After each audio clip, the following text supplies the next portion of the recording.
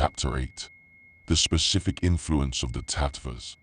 In the invariability of those characteristics of every tattoo, which differentiate one from another, we find the reason for the force of habits, and the clue to that inexorable law of like seeking like. This law is set forth in the Bible with stern realism, appearing as so manifest an injustice that to many souls it is a hopeless stumbling block. What are habits?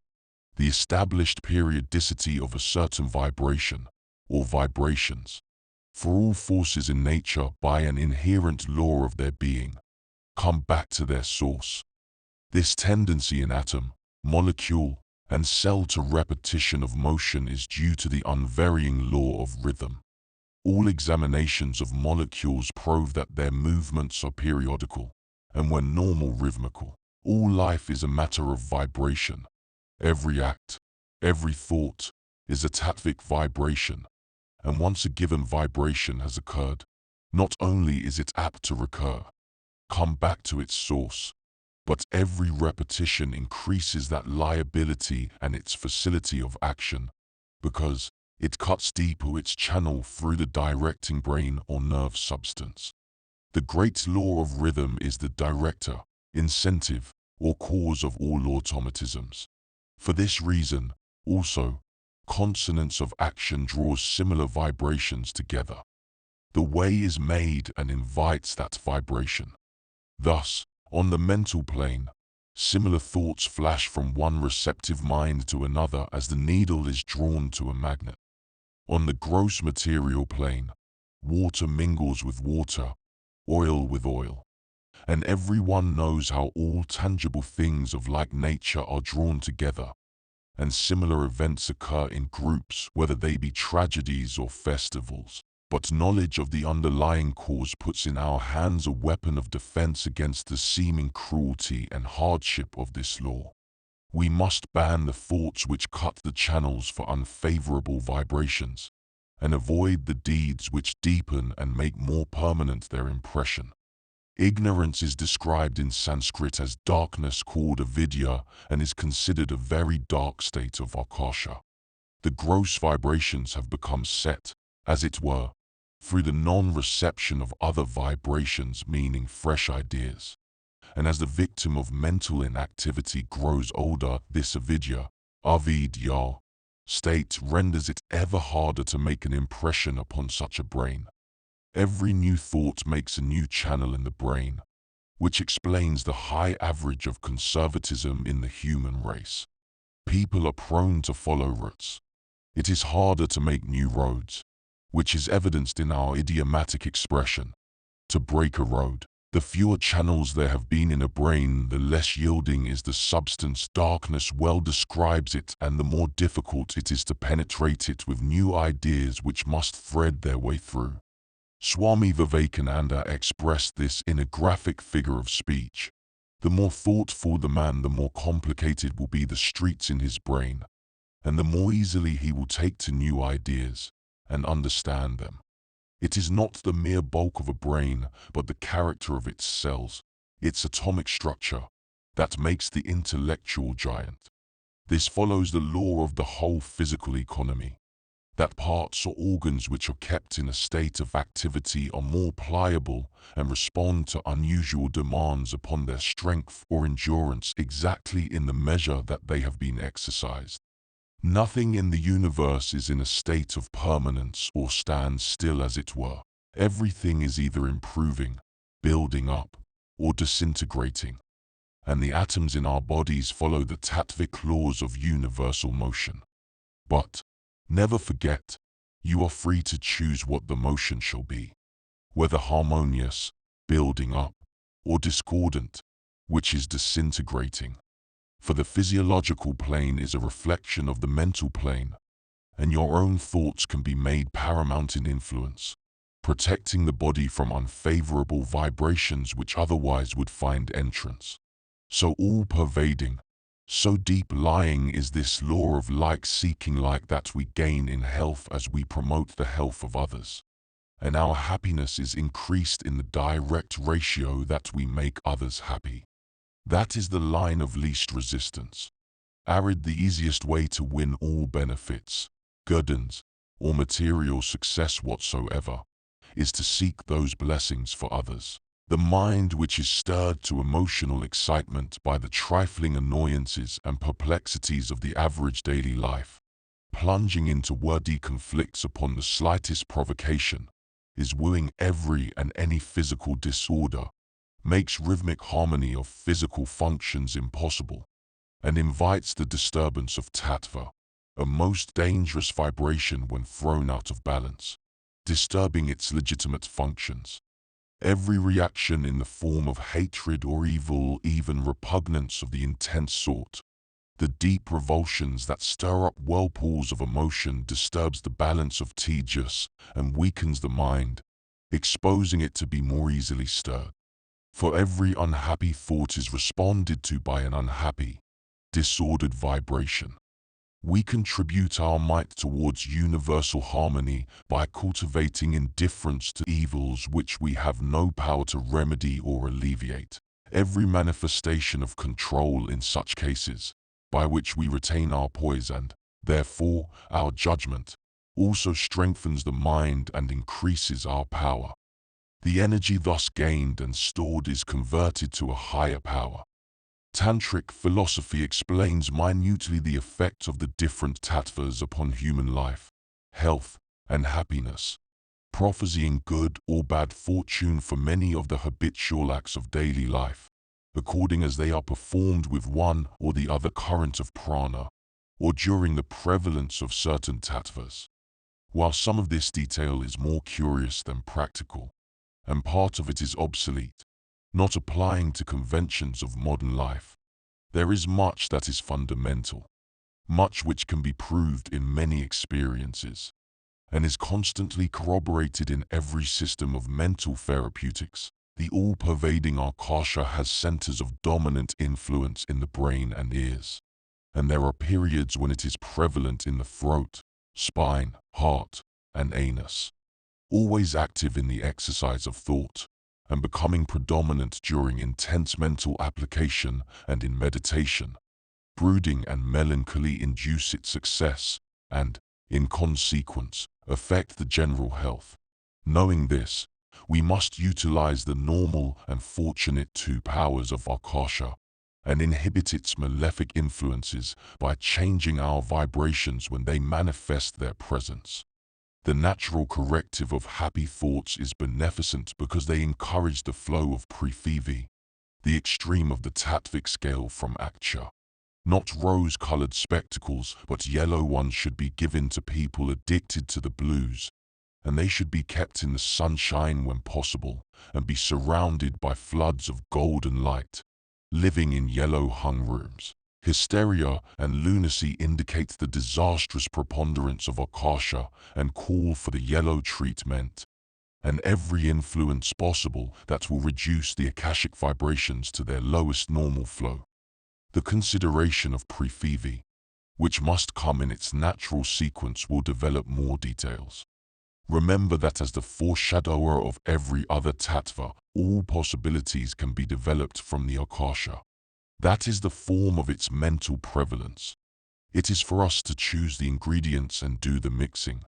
It is the stagnation and misuse of akasha which are to be shunned. The taste of akasha is said to be bitter, but I believe it can also be proved to be salt. It is the lightest of the tattvas. Taking 10 as the unit of akasha, they increase in weight by 10 in natural order from Vayu 20 to prithvi 50.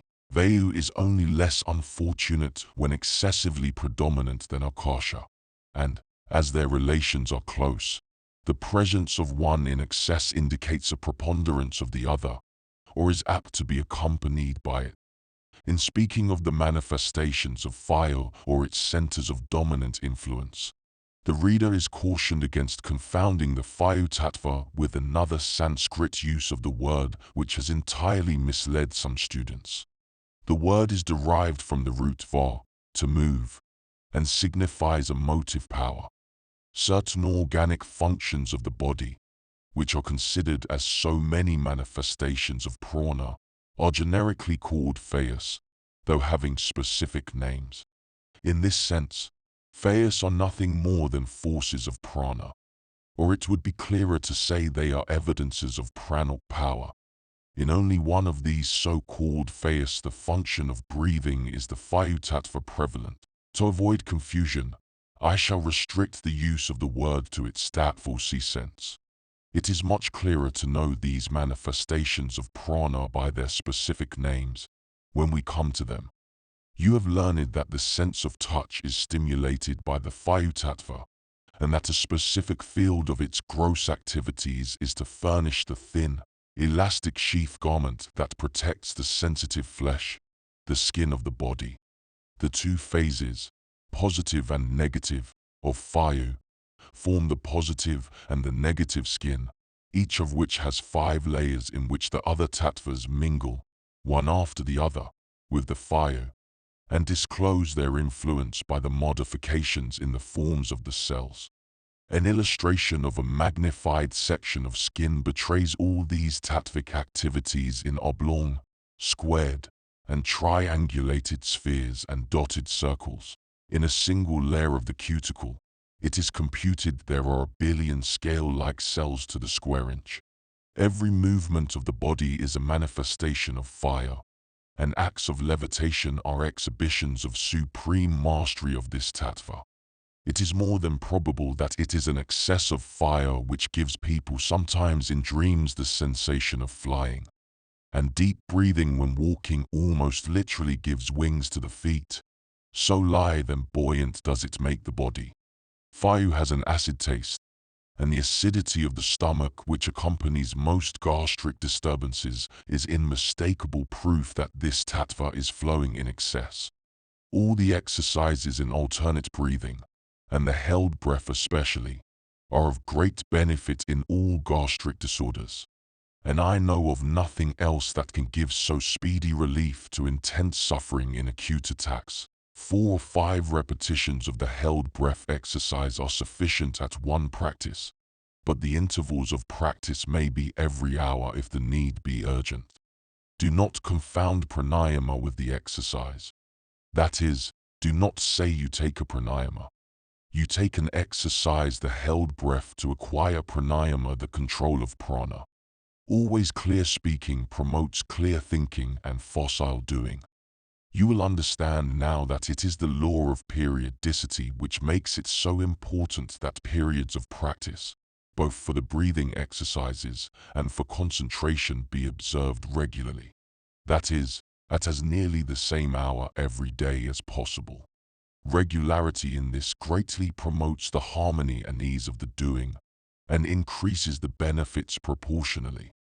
No ordinary interruptions should be permitted to interfere with this, especially during the first months of practice. The attitude of mental serenity gained in meditation upon the higher self, when we come into a consciousness of inward power from our union with the great central dynamo of life itself, gives us a physical poise which is invaluable in meeting the vicissitudes of daily activities and lessens the friction beyond compare. And the benefit is not merely personal. The serenity and physical harmony of one such well-poised person will impart its benison to a whole group. Chapter 9. Tattvic influences. Tejas, the fire of life.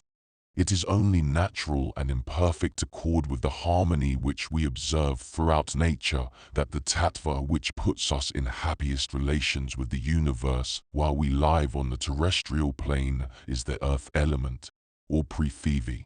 Moreover, the fortunate influences of the tattvas upon mundane life decrease, according to tantric philosophy, in exact ratio to their remoteness from the terrestrial element.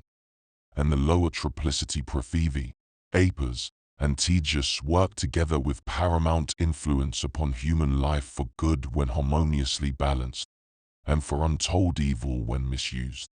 And this influence is not alone upon the gross plane in perfecting the physical body and maintaining the equability and harmonious functioning of all its organs, but also in subtler ways through the great sympathetic nervous system, which is the connecting link with exterior vibrations.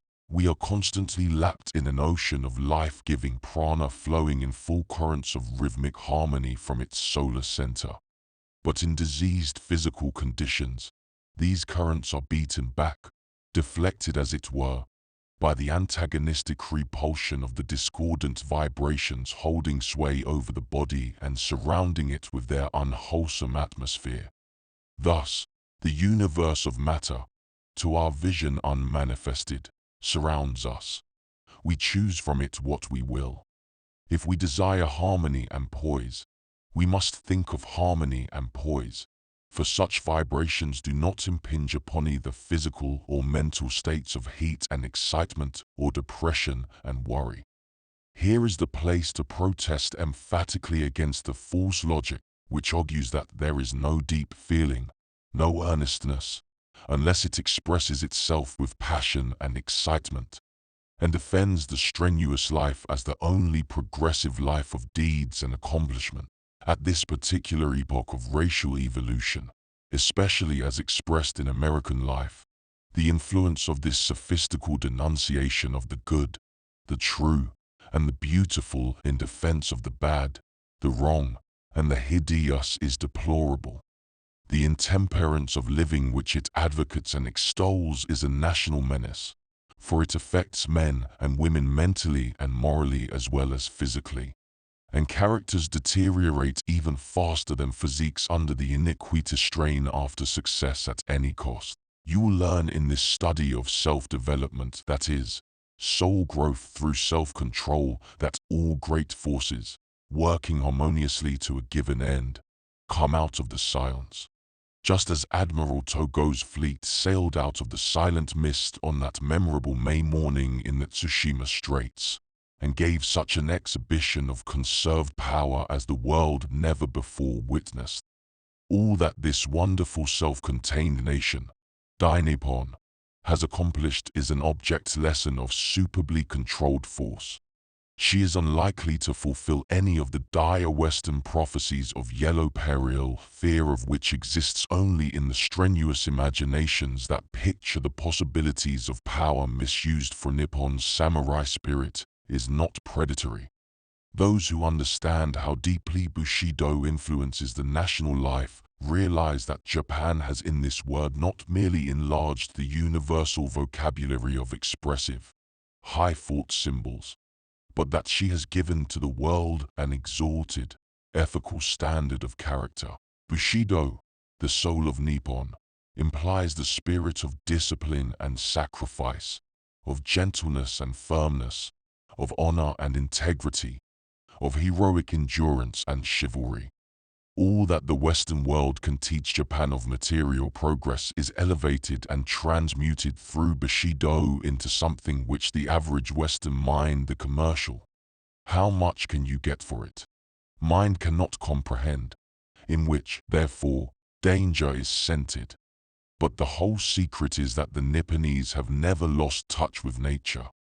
They have kept close to the soul of things, to the heart of the universe, with senses trained to consciousness of the nearness of the spiritual plane, which the Western people have blindly ignored, when not denied, in their headlong pursuit of things material. Japan's own peril is only from those of her people who imitate too closely Western commercial methods, forgetting the traditions of the past, or never themselves trained in them. We who have worked so hard and made such tremendous sacrifices of the best things, the real prizes in life, pursuing wrong roads leading to precipices or blind alleys and forming wrong habits of thinking and doing, must now go into the silence to find our moral as well as physical equilibrium, to discover the right path leading to rational living and thinking and the forming of normal, harmonious habits. It is in the stillness that we give the rhythmic breath of life, ever offering its healing restorative power, an opportunity to overcome the antagonistic, disordered vibrations in our bodies, and draw into synchronous movement, that is, vibration, all the rebellious atoms and molecules which have been setting up independent republics, all warring against one another. The state we woo is inward and individual, and not dependent upon exterior silence, although aided by it. As the delicious calm of this stillness in which we try to enwrap ourselves makes its presence felt, a poise and serenity flows over and through us, penetrating every fiber of our beings and restoring confidence and power. But few, even when rejoicing in this new-found strength, attempt to analyze its source. It is the magnetism generated by the rhythmic current of prana, which, sweeping through every channel, imparts corresponding motion to every atom. As a great tidal stream sweeps through its estuaries with irresistible force, carrying all obstructions before it, and compels every molecule of water to flow in the same direction. The rhythmic current of prana coming under the control of the soul-centered will thus affect for good the whole being. When practicing the breathing exercises and endeavoring to concentrate the mind upon a given center or subject causes physical disturbance, it is because this control has not been gained. The disturbance is open revolt against control and order. Not struggling but letting go is necessary. Retire to the silence of the soul on the heights of your being, and reflect its calm upon the mind. Downward, to those rebellious physical atoms the reflection must pass on. It is the unchangeable law. The rhythmic word or affirmation is at such times most helpful. There is a monitor within who quickly takes cognizance of the accent and establishes the rhythm, so that you feel every group when it is complete. This holds attention and prevents the exercise from becoming mechanical, in which state the benefit is greatly lessened. The figure of man, standing with outstretched arms, epitomizes from his crown to his toes predominant Tattvic influences in the exact order of their evolution. Akasha is prevalent in the head, which is raised heavenward. Out of this akashic bowl of mentality comes whatever of good or evil our consciousness behaves there, to be reflected upon the physical plane, an effect for weal or woe ourselves and our fellows. For none can live to himself alone. Fire has its keenest vibrations in those extended fingers. Tejas is extremely active throughout the torso, and has more centers of dominant influence there than any other tattva. Opas is influential in the knees, and Prithvi, predominating in the soles of the feet, maintains man's gravity as his feet press Mother Earth and meet her sympathetic vibrations. A deep significance is here. The living man is the live cross. It should not need historical proof that the cross is the most ancient of symbols, its origin lost in the mists of antiquity, to convince us that, like all symbology, it originally expressed the recognition of the truth of being. That is, the dual principle spirit-matter, positive, negative, and the elemental forces evolved therefrom, which involved the submergence of the spirit, and out of which the soul must be evolved. And just as the spirit, in order to manifest, laid itself upon the cross, the first sacrifice, the spark of spiritual fire radiating from center to circumference, thereby limiting itself to the sphere, so the soul center of man is at the intersection of the cross just between the shoulders, where angels' wings are always indicated. And whether there be winged angels in very fact matters not the least. They symbolize the flight of the soul when it recognizes its own power and freedom. The intimate relations of Tejas with the vital organs, so compactly fitting the one to the other in the torso, makes the rhythmic flow of this tattva in its divinely assigned proportions of paramount importance to both health and happiness. Not only does it maintain the normal heat of the body, with centers of great activity in the sacral and solar plexuses and between the shoulders, but it presides over digestion and distributes the renewing nutrient juices throughout the system. In disturbed conditions, it destroys its own work. The positive phase of Tejas is manifested in the stomach and its negative phase in the duodenum. Its prevalence in digestion explains the close sympathy between the stomach and brain. For as Tejas stimulates the optic nerves, It has at all times a strong influence upon thoughts, and correspondingly suffers as strong a reaction from them. Indeed, no other tattva is so quickly affected by every mental disturbance. The Hindu god of fire, that is, the power or force in this element, the luminiferous ether, is called Agni, and this word is frequently used interchangeably with Tejas to signify the same element. Though, in some of the Upanishads, the distinction is made of naming heat or fire Agni, and light Tejas. The god Agni is represented with 7 tongues, which of course symbolize the 7 permutations of the Tattva. There are many references in the Upanishads to Agni as the fire within by which the foods are cooked.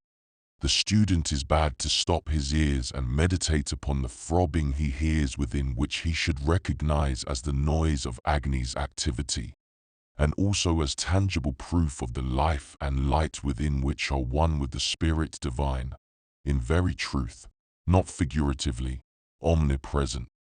On the approach of death, this inward noise ceases. The forces of life are withdrawing. Agni is the name of various plants, among them citrus acidus, lemon, and Plumbago a member of the leadwort family. Other plants are called Tejas, among them several scarlet-flowered ones. And were we to make a careful examination of these plants, we should doubtless find they all possess some pungent or heating property. The fibrous aril of the nutmeg, known to commerce as mace, betrays in its red color and its fiery pungency its affinity with taste, of which is pungent.